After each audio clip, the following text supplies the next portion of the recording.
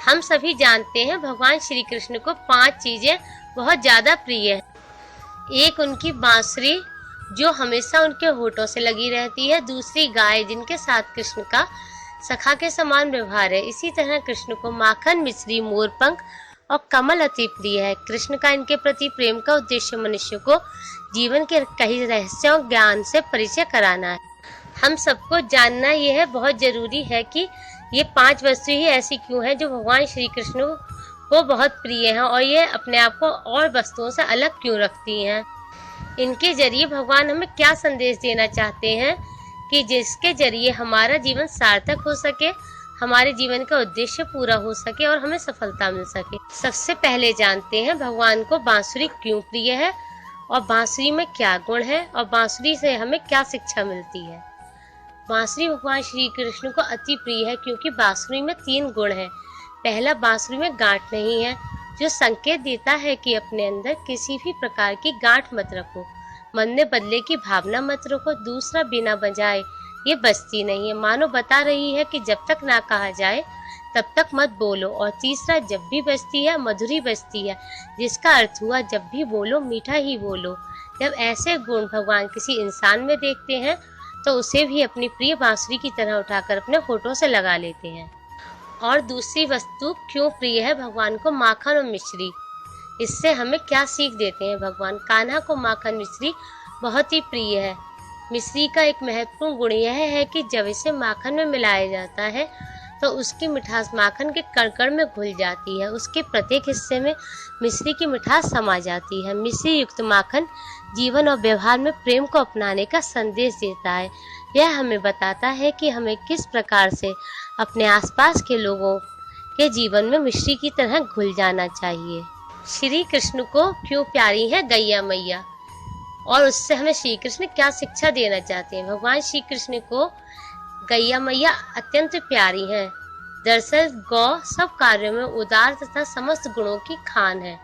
गौ का मूत्र, गोबर, दूध, दही और घी इन्हें पंचगव्य कहते हैं। मान्यता है कि इनका पान कर लेने से शरीर के भीतर पाप नहीं ठहरता।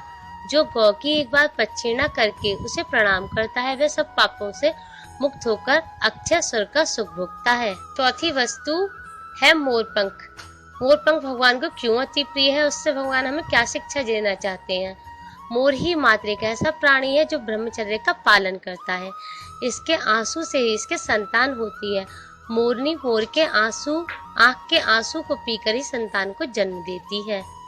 मोर को चिर ब्रह्मचर्य युक्त प्राणी समझा जाता है तथा प्रेम में ब्रह्मचर्य की महान भावना को समाहित करने के प्रतीक के रूप में कृष्ण मोर पंख धारण करते हैं। मोर का गहरा रंग दुख और कठिनाइयों, हल्का रंग सुख, शांति और समृद्धि का प्रतीक माना जाता है। भगवान श्री कृष्ण को जो 5वीं वस्तु अति प्रिय है वह है कमल। उससे भगवान हमें क्या शिक्षा देना चाहते हैं।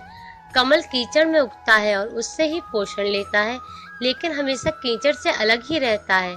इसीलिए कमल पवित्रता का प्रतीक है। इसकी सुंदरता, सुगंध सभी का मन मोहने वाली होती है। साथ ही कमल यह संदेश देता है कि हमें कैसे जीना चाहिए, सांसारिक और आध्यात्मिक जीवन किस प्रकार जिया जाए, इसका सरल तरीका बताता है कमल। और भगवान श्री कृष्ण जो अपनी प्रिय वैजयंती माला गले में धारण करते हैं वह भी कमल के बीजों से बनती है।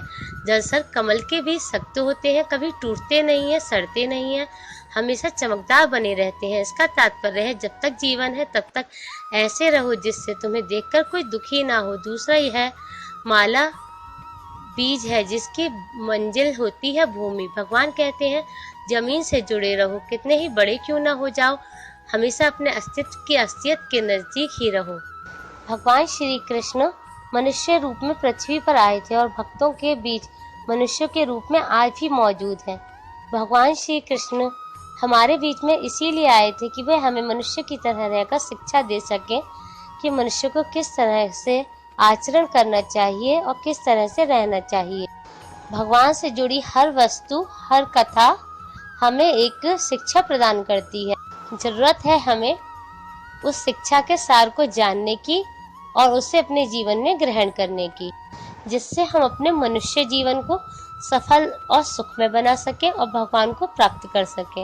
जरूरत है हमें इस शिक्षा को, ज्ञान को ग्रहण करने की और अपने आने वाली पीढ़ियों को, अपने बच्चों को हस्तांतरित करने की, ताकि हमारे बच्चे हमारे भगवान और उनके दिए हुए ज्ञान को जान सकें।